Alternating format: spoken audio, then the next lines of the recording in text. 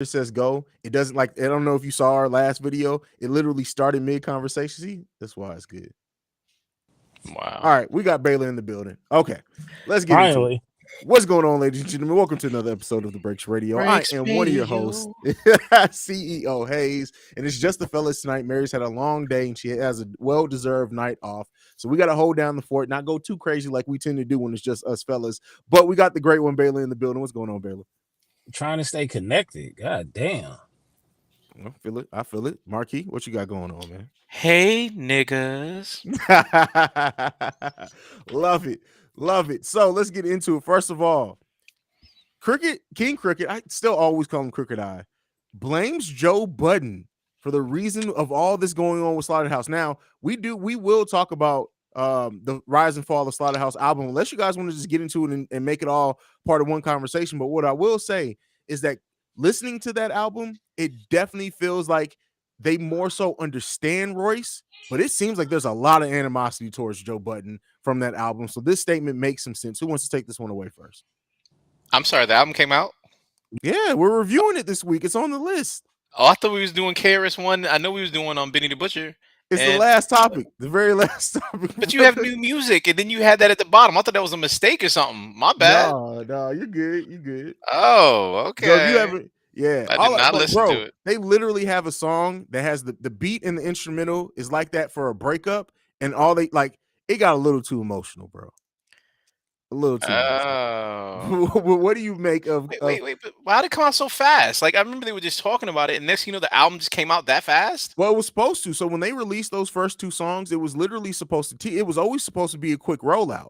And I think, if this is complete speculation on my side, I believe that the rollout was supposed to be so quick to capitalize off because they know when they dropped those two songs that the hip hop world was going to be wondering what was going on with Slaughterhouse. And I think it was supposed to be, all right, let's hurry up, because a lot of times albums take too long. People don't give a shit at that point, but they wanted it to be a quick release after that shit went down.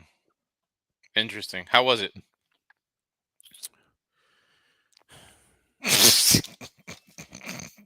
Is it gone like Baylor?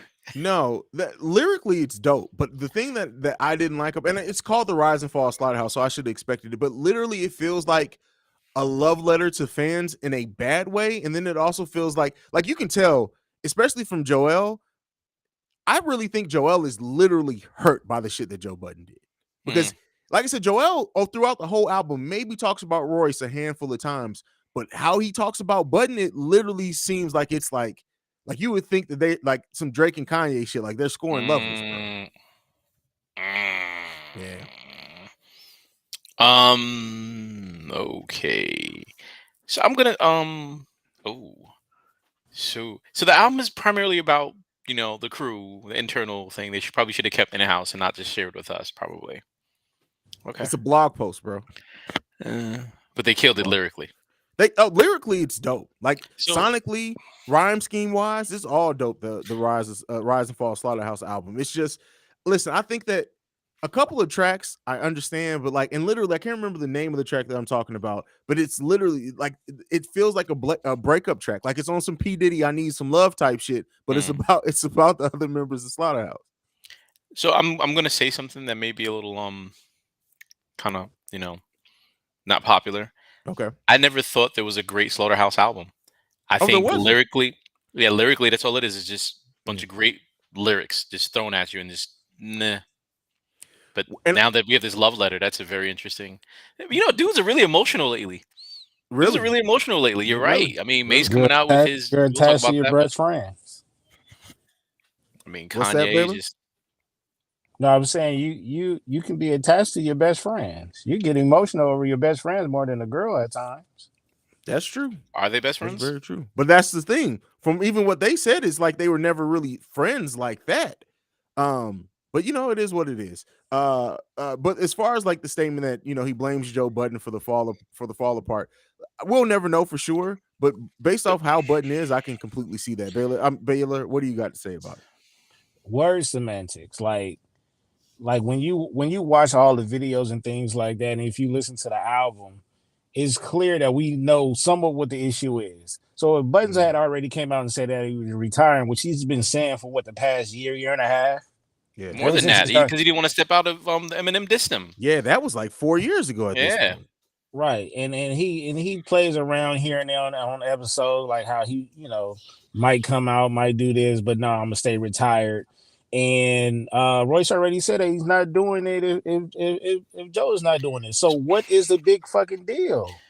So just for me personally, writer's block is real. Like if you don't have it, you don't have it. You know what I mean? If you don't, you're not in that you don't have that fire to want to spit anymore. Like you don't want to come on Slaughterhouse and let that be your last attempt at, all right, let me just throw some shit out there, because if it ain't there, that fire ain't there, you're just gonna disappoint everybody.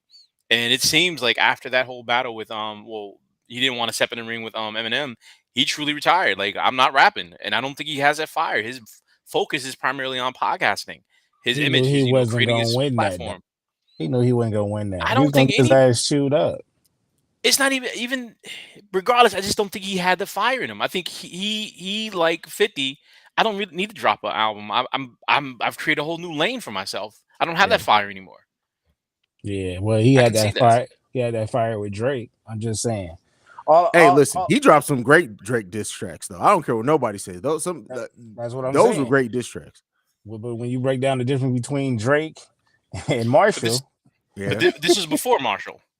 You see what I'm saying? Okay, that's what I'm saying. I don't think he was afraid of Marshall. I think it was more he just didn't have it in him. Well, that's stuff he was doing. But you went after Drake because Drake is one of the biggest artists in the game. You didn't go after Eminem because that's quote unquote your guy, and he'll chew your ass up. And you don't want to be in the podcast sitting in between your co-hosts knowing that you took an L. Just say that, bro. The problem with that is the fans don't even see it that way. Again, they think that Machine Gun Kelly won that. You know what I'm saying? I don't think it's about if you won or lost anymore. Eminem can embarrass anybody he wants. No, it's not just the loss; it's the embarrassment. Yeah, that's what it is. You don't want to feel embarrassed. Joe Budden doesn't want the potential loss. Like, let me say, Joe is very much an image person right now. And Joe doing and talking as greasy as he talks, and wanting to have artists on and talk about other artists' beef. You can't do that if you yourself just took a major L. Yeah. Okay. So, all right, let's move on from that. Vince Staples says that record labels are capitalizing on the violence in dead rappers. Listen, all I got to say to that is you 20 years behind, brother. Like, we've known this. Like, I love Vince Staples. Like, I do like that Vince Staples is outspoken, but a lot of times Vince Staples says shit that we already fucking know and then wants to get credited for, like, hey, well, at least I said it. Motherfucker, we've been knowing this shit for years. Yeah. Yeah. Because before that, it was degrading women. Yeah. Selling drugs, etc. So, yeah, we already knew this. I mean, shout out to the hometown kid, but yeah, we knew this about 20, 30 years ago. So I will commend him when he's talking about other rappers or the fraternity taking care of people like Master P did Snoop. So I do appreciate that. I think that's true. There isn't any loyalty anymore. There isn't any fraternity. There isn't any. You see Kanye, the biggest hip hop artist, I guess, if you want to say his major thing is the beef he's going with Skeet and Kim. So that's where hip hop is right now. That's where the focus is. No one's really paying attention to the drama with Slaughterhouse. They're more focused on what Kanye is going through. So when we see Snoop on commercials and he's maximizing his opportunity there, and then you see Dre and Super Bowl and everything like that, the problem we have, there is really no lane for hip hop. There's no appreciation. There's no and what Vince Staples is saying, for me, it's not just people capitalizing on dead rappers. Same thing with Mace. We're going to talk about that.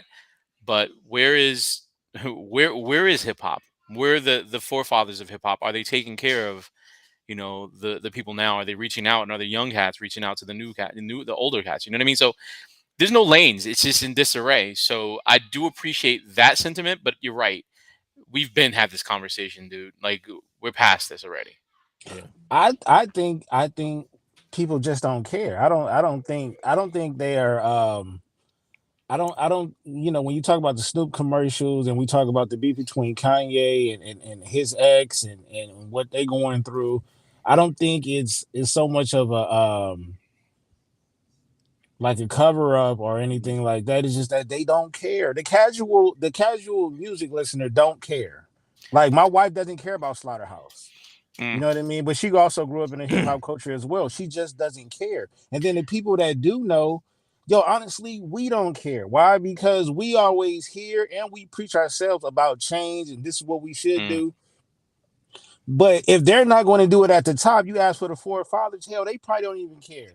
We gotta start realizing that the listeners versus the artists experience a different type of relationship with hip hop.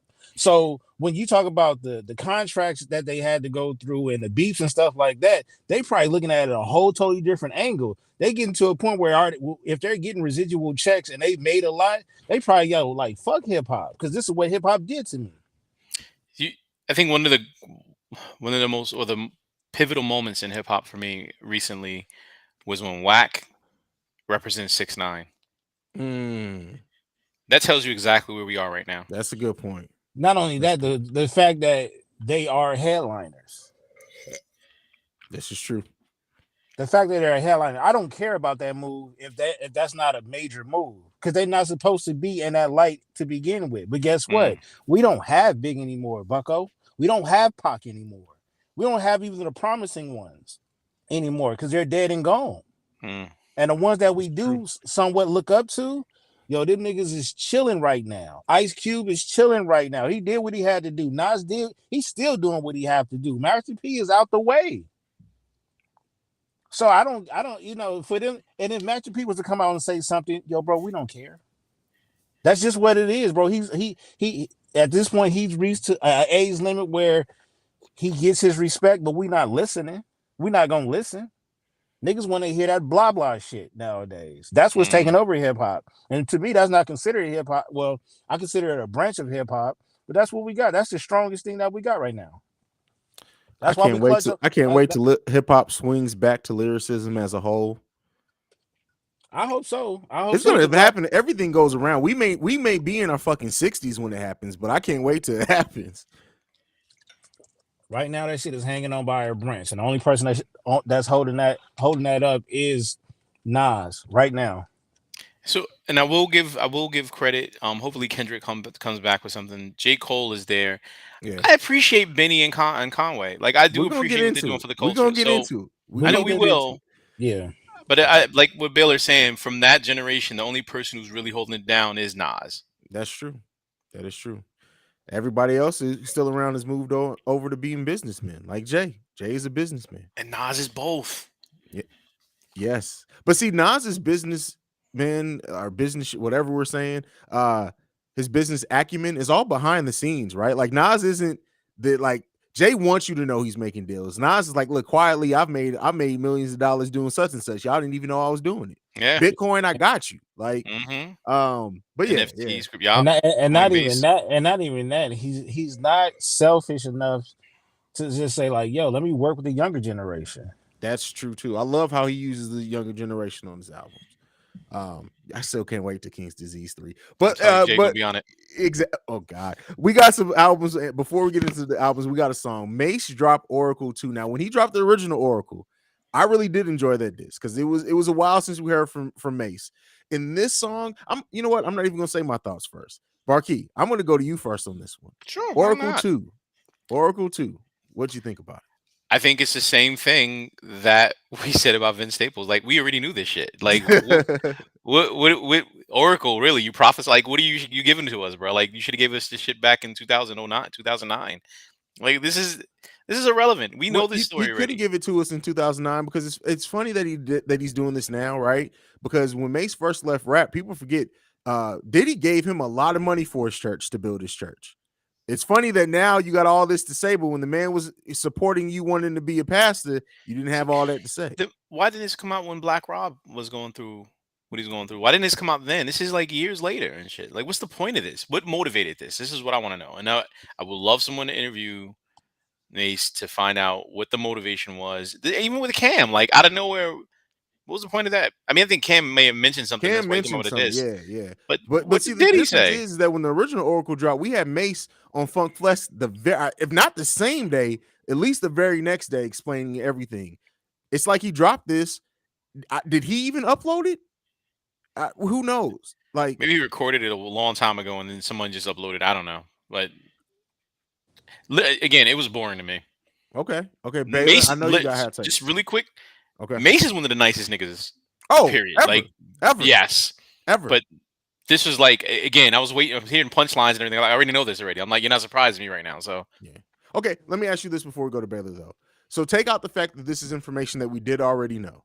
Structurally, as lyrically and everything, what are you giving it that way? Take out the content, the fact that we already knew the content. Mace coming back, rapping this way. What do you give that? I want Mace to come out with an album. Like I would love for Murder Mace to come out with an album. That's how great this nigga is. Like I'm mad that G-Unit album never happened.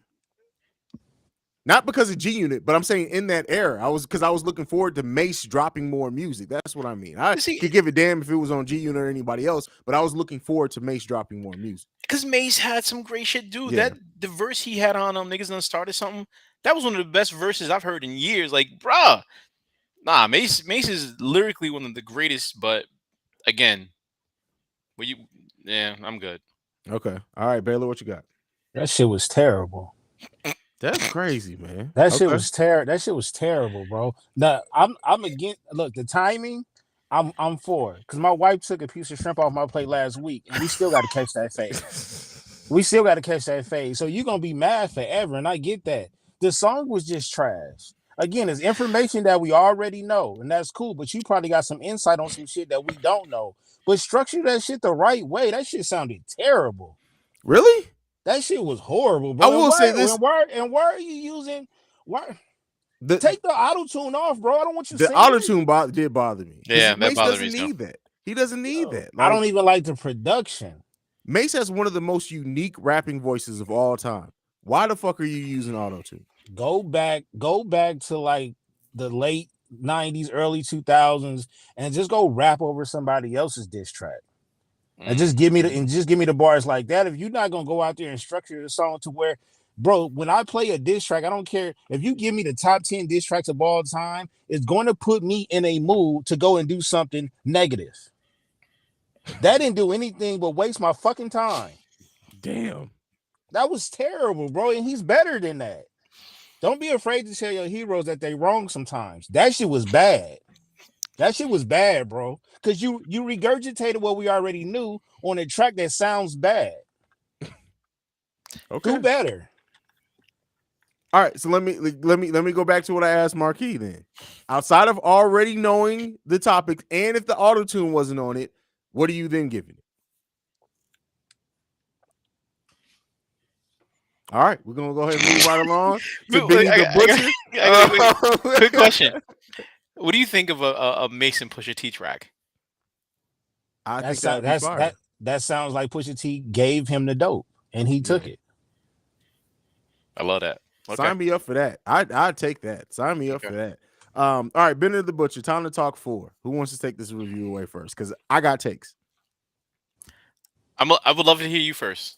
You want me to go first? Yeah, I want you to go first. Go ahead. No, let me go first because I don't have. Okay. It sounded just like anything else he's done.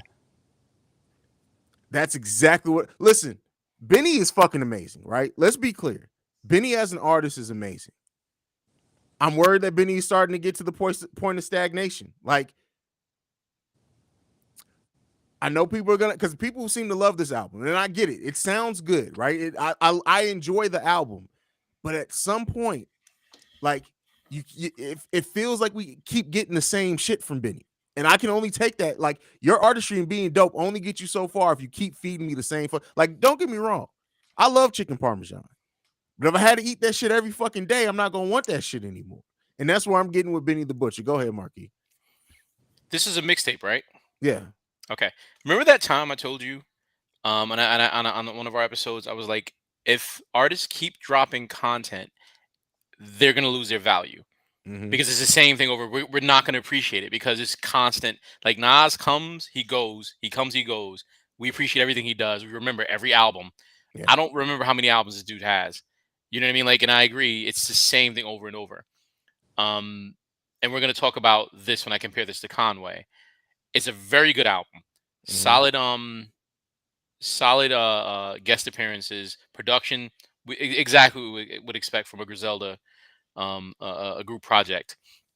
Good album overall, 3.5. I can listen to it 2 times. I'm good. I can probably play it in the background just to listen to some gangster movies, some music if I'm cleaning up or something like that. But I'm not paying attention to the content because it's the same thing. But go ahead. Got you. No, I mean, I think we hit the nail on the head. And especially, let's go ahead and review this all as kind of one thing. Especially when Conway drops the fucking album that Conway the Machine dropped. Because I enjoyed that album way more. And by the look of you guys' face, you don't seem that much impressed with that one either. Because all that shit smell like wet cement. I need niggas to step outside the box, bro. Go get a DJ Quick Track. Go get a Manny Fresh. Give me something fucking different. Look, I'm sorry, New York. Give me something fucking different, bro. Something different. It's the same. I don't want chicken parmesan tonight. You've been giving me that for the last 2-3 albums. I need something different. Or at least switch up the features. Some tacos, huh? Tacos, chicken parmesan tacos, nigga. Something. But if you keep giving me the same thing, I told y'all last week, Marquis, when we talked on the phone, I want music that's gonna make me feel good now. So that means you need better dope, Butcher. I want that shit that Tommy got. That shit. All right, Marquis, are you along the same Conway, right? Yeah, we moved on to Conway the Machine. God, don't make mistakes. Okay. I got to tell you, that's a at first when I first started listening to it, right, I'm like, all right, cool. I don't know, man. This touched the fucking soul. Did you hear? I'm surprised Baylor didn't like this. Baylor, yo, I didn't say I didn't like it. I'm saying this shit still sounds the same to me. Not this one. Not to me. This was one of the realest albums I've heard in a minute. Now, how deep he got, how like what he was talking about as far as getting shot, as far as the reason that this face is the way it is, why his son died. Yo, it was to the point. This felt like what's the dude that passed away? The white rapper that we were talking about from Pennsylvania, Mac. It felt like that album.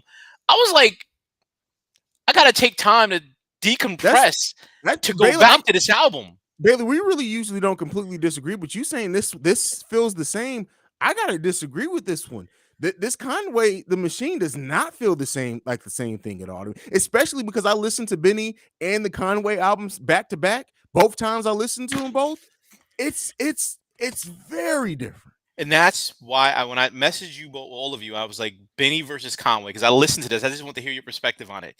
And I have to say, even though Conway isn't a better rapper, his content is so much deeper.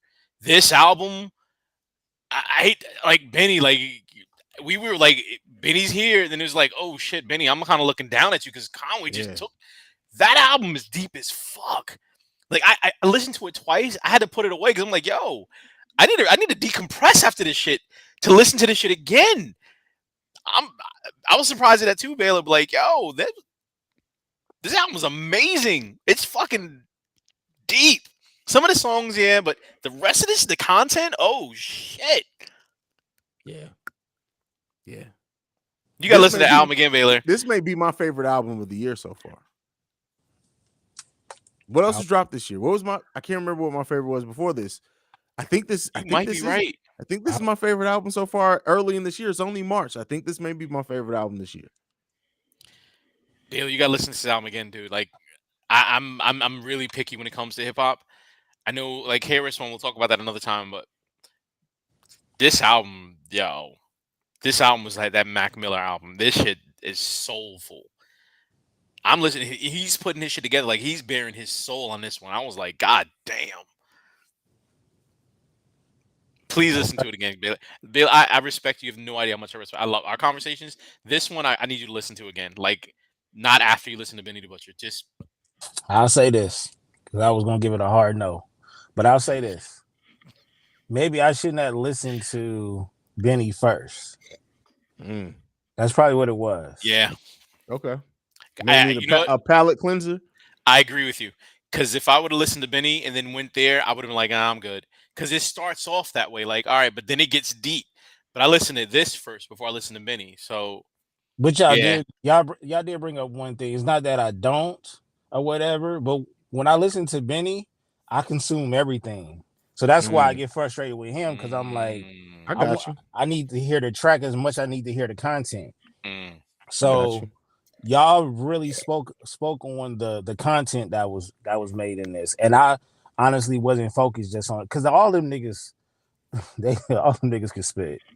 You know what I mean? And we here for the content, but I'm tired of just listening to it because it's like listening to niggas talk. I feel where you coming from there. I get that. I do feel that. Yeah. This is probably a curse that he came after, like Benny and him came out the same time. This is probably the curse because you're used to hearing Griselda, and this album is just under the radar. I don't hear nobody talking about it. I think this deserves a lot more praise, especially from someone like me who dissects lyrics and beats and production and everything. And I'm like, once I get my schema's disturbed and I'm already just trying to get past it. Yo, I was in a car like I'm going to OT like holy shit. Hold on. Wow. Yeah. It's like having two superstars on your team. Y'all gonna take the MVP away from each other. All right. Baylorism. That's a Baylorism. That definitely is a Baylorism. All right, y'all. Let's go ahead. Move on from the albums. Power Force. Everybody watch the new episode? Wait. Before you go there, I do have something for Black people. Oh, sorry. Yeah. Black people like rock too. My bad, bro. Go ahead. Okay. So I asked you all because I was going to give you basically a quick time with Key. So I'm going to give you a band versus another band. Just want a quick which band and just one sentence why. Got me? Okay. The Guns N' Roses versus Foo Fighters. Foo Fighters. Why? One line. Better name. Word. More attachment to my childhood. Okay. Beatles versus Pink Floyd. Pink Floyd. Oh, Pink Floyd. Why? Better artists. Better music. Green Day versus Nirvana. Ooh. Fuck. Green Day. Nirvana. Because I've heard more Green Day tracks than Nirvana. Nirvana takes me to a place Green Day never could. Prince versus MJ. MJ. Because of the glitter on his fucking glove, because of the penny loafers, because of the moonwalk, because of the Jerry curl before and after it got set on fire, because he was two shades. He was two different races. And he was a superstar. It was a superstar before he could drink liquor. Prince. Why? Greatest of all time. Okay, thank you. Appreciate that. That's it. I want to give you 4. I'm not going to force it. All right, cool. Keep that rolling. We do that every week. I like that. Quick time. Okay. I like where you're going with that one, bro. Okay. You got to bring that back. All Absolutely. Right. We got Power and Snowfall to review today. Power. Thoughts on Power this week? Liliana is becoming one of my favorites. Listen, go keep cooking, bro. Keep cooking. Go ahead. Yeah, because Claudia is pissing me off. That's why. Claudia is pissing. She wants to be a part of the business so bad, but she keep getting herself in a fucking bind. Like, the only reason why she's still in the show is because the writers keep keeping her in there. That's the only reason. Latina representation. Claudia's Hispanic?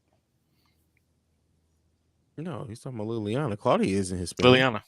Yeah. No, I'm saying Claudia is the one who keeps getting herself in situations where every situation she should end up being dead, and she keeps getting saved. Liliana is to me has always been the one, but she might have an issue with her nose. That's the only thing. All right, Keys. It was an episode. I'm good. All right. Look, there's not a lot of deep substance here. It's just like, let's just get, we're going through it. It's Tommy. That's all. I'll say this. This was probably the episode that disappointed me the most. I think I said that about last week too. This it was cool, but I really just want them to get somewhere. Like, I really just want them to get somewhere. That's where I feel like this is that lull period where I feel like, all right, listen, this is all cool and everything, but can we get to the fucking point?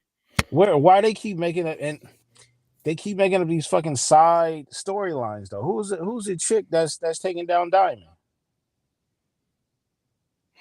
We don't know. I think that's Oh going yeah, to be that linked. one. Oh, I think that's going to be linked to the prison thing because they showed that preview before the episode. The dude in prison, remember when he first got released and he was like, "Wait till he gets comfortable, then we'll make the call." I think that's going to link back to something I in thought that prison. was the dudes who kidnapped them. That wasn't him. No, they ended up not being them. Okay. She Yeah, was, let's get to the fucking point. she was Because I solid. really, you know what the worst thing about the cliffhanger, like the episode before is always just like this, like a swing, like a pendulum. It just drops and then your cliffhanger comes. You know what I mean? Yeah. So, we'll see. The next episode is the last one, right? There's only eight episodes. No, the There's last 7, episode right? isn't. That was Is it? episode. That was episode 6 or 7. I thought it was because we still haven't seen 2-Bit yet. But this is Frank Gibb supposed to be in there? Yeah, that's one of the episodes. No, so last episode was episode 6, so we got 2 more. Okay, so 2 more. Okay. Yeah. And that's the thing. It felt like it's, you know what I mean? It's like spinning its wheels, right? They're not gonna pick it up in 2 episodes. This is just building for season 2. Yeah. There's no body. There's no bodies that can hit the floor that kind of really matters, except for Liliana, maybe one of the siblings or the dad. That's fair. You know, Diamond not going nowhere. You know, his brother not going nowhere. I don't know, bro. Snowfall. I really don't know. Let's get Fresh into Prince, Snowfall. Right? Oh, you want to do Fresh? Let's do Fresh Prince. I honestly haven't watched the most recent Fresh Prince. You're good then. Yeah. I thought I was gonna get to it before we got to record, but I did not get a chance to get to it. So, but all right. What y'all got to say about Snowfall? Anything? Are we down on Snowfall too?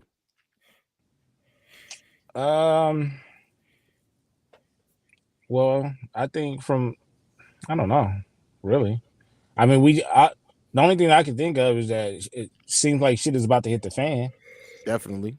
You know what I mean? So, this is definitely a season and early enough to say, yo, I think some important bodies might be hitting the floor, starting with Peaches.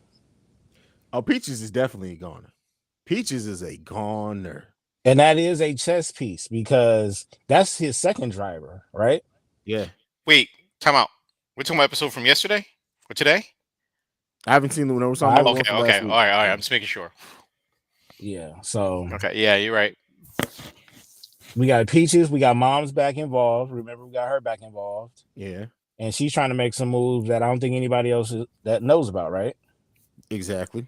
So, yeah, it's a lot of, yeah.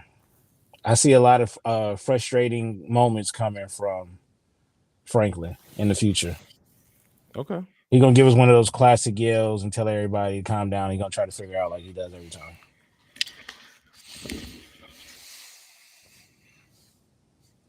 Go ahead, Keith. You got something to say? I can feel it. Go ahead and say it, brother. So the reminder of that conversation he had with Auntie and Uncle Jerome, he's like, I will do anything I have to protect what's mine. Mm-hmm. I don't think we talk about that enough. Like Franklin basically told Auntie and Uncle, you don't mean shit to me unless business is moving. And if you're in my way, I'm moving you out of the way. He told him, come back in the fold. We're not making, we need to unite. Shit is happening. And Auntie, I don't know what the fuck her problem is. What the fuck? I'm the one who brought you in this shit. Don't act like you better than me because come on, yo. Yeah. That shit is next level. People need to be put in their place. And unfortunately, they're stepping out of bounds. I don't think people understand the wrath of Mr. Saint. And I think that's going to come. And you're right. He's about to get hit with some shit. But we saw him walk away and drop that cane. He's a mastermind. And he's going to play chess with Teddy. And he's going to win. He has to. There's going to be some casualties, but he's going to win. He's going to lose a lot. Well, let's not forget, Leon is on his civil rights movement right now. But his mom is going to keep that in check. Remember, his mom was like, that's not how you do it. No, Let me show you how we did it. No, I get it, but no. I get as far as how he needs to operate within his movement. But what I'm saying is his movement is separate from Franklin's agenda. And that's a muscle that he needs. Because Leon got the projects. That's true. But how did he say businesses? What did Ketty say about the projects? That's just the projects. That's supposed to go down. Your business is bigger than that. So when the cops come and raid them, that's nothing. Like, you just have to take that L. Your family's untouched, right? Yeah, but Franklin, exactly. As smart and intelligent as we know Franklin to be, he still has a soft spot for certain people. That's true too. And I think I think that's where some of his frustration is coming from, is trying to weigh his business and his personal relationships, because they all started out with him, but they've all branched off into doing their own thing. And it's frustrating that they don't see his vision and they also have their own vision. It comes to a time like this, we talk about it in hip hop. It's not too many groups outside of the Locks that has stayed together. It's true. I still need that rapper, because that dude was killing it. Whatever he got flow, he got skill. I need that. I hope he dropping an album soon, because I want that. They definitely gonna have to bring him back as well. Yeah. Dude, I've never seen a dude with a skateboard on top of the projects. That never happened before in life. Sorry. I feel like why do I feel like in another life that would have been you? Me with a skateboard? Nah. On top of the projects. Nah. Nah. I mean, I'm quirky, but I ain't that damn quirky. All right. Well, we lost Baylor again, but that's it. We're gonna save the Fall of Slaughterhouse so everybody gets a chance to listen to it, because I really want you to get a chance to listen to it before we get into it. Anything left pressing on your mind? Anything, Marquis, before we go? Batman. Oh man. Wow. That deserves so much. Catwoman. I know everybody's talking about how Catwoman is not fitting into her, her sexuality or whatever like that. I'm glad they didn't focus on that. Yeah, they actually focused on her intelligence, her style, Yeah. This is the first time you actually saw Catwoman with soul and not just a feline, feminine. No, this was like a powerful, observant, angry, but justified, savvy. I thought it was fucking phenomenal. Yeah, definitely. Baylor, you still didn't see that, right? Nah, I'm glad I missed everything. No, I didn't say a lot. I'm just saying I appreciated the movie. It really wasn't about Batman. It was more vengeance than anything else. I thought that was dope. You should see it, dude. Like, yeah. Yeah, it's amazing. It's an amazing film, and we'll get into it at some point. But that is it for us for today and this week, guys. Let's go ahead and give them our social media. Let's get up out of here. At Baylorism on TikTok and Twitter.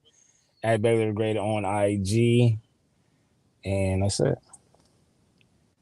All right, Marquis. I am Keenius. On a real, you have to, for God's sake, follow Baylor on TikTok. When I'm going through the shit I'm going through on a daily basis because of fucking work and everything else, if I scroll through IG and I'm barely on social and that motherfucker is right there, I have to stop and pay attention. I'm good. The world is right again. Thank you, Baylor. It's the ski mask. It's the ski mask. We had a funeral.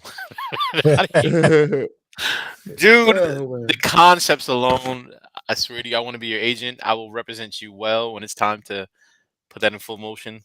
Please. Thank you. And send that contract. The word. Haize, congratulations. Because apparently you're doing the Bulls right. I do my thing over there. But you guys can follow me at CEO Haize. You can follow us collectively at The B.R.E.A.K.S Radio. You can send us any feedback, questions, comments, concerns, thebreaksradio@gmail.com. Lastly, if you want to leave us a voicemail, you can do so at 614. Don't leave us a voicemail, because we're going to call you back. The nigga who says about KRS-One, we got to call you back, nigga. We are the number one podcast for the culture, and we out this bitch. Peace. Do they does it record the number that they call from? Yeah, you get everything. Let's call that nigga